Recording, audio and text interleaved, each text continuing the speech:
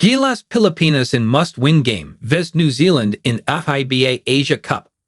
Gilas Pilipinas faces a must-win situation against a souped-up New Zealand side as both squads collide on Thursday evening in the FIBA Asia Cup 2025 at the King Abdullah Sports City in Jeddah, Saudi Arabia.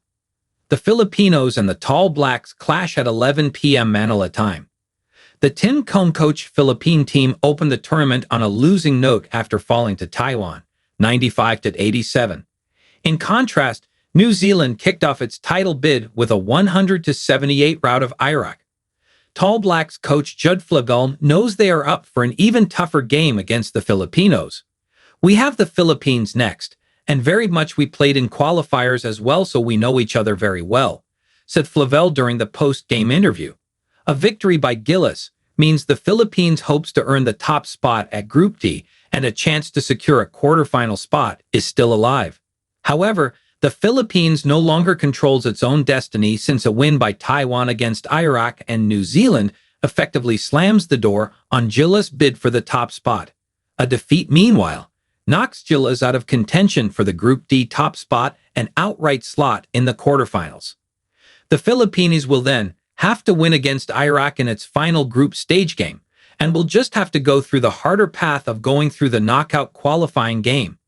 The Philippines and New Zealand split their matches during the qualifiers. Gilas shocked New Zealand in the second window of the FIBA Asia Cup 2025 qualifiers last November, 92-88 at the Mall of Asia Arena. But the Tall Blacks came up with a better effort during their return match, scoring an 87-70 win over the Filipinos in the third and final window last February in Auckland. The difference maker in the Philippines' win against New Zealand in the second window was the presence of 7'3" Ifman Kai Sato. The young Filipino slotman had 17 points, 10 rebounds, 7 assists, and 2 blocks in the Philippines' famous win over New Zealand in the second window. But Sato failed to see action last February in Gilas' away game after tearing his ACL, anterior cruciate ligament, in a Japan B-League game while playing for the Kashigaya Alphas last January. He's currently recovering from the knee surgery. The Tall Blacks mentor believed the Filipinos remain a handful and expect Gilas to give his team stiff competition.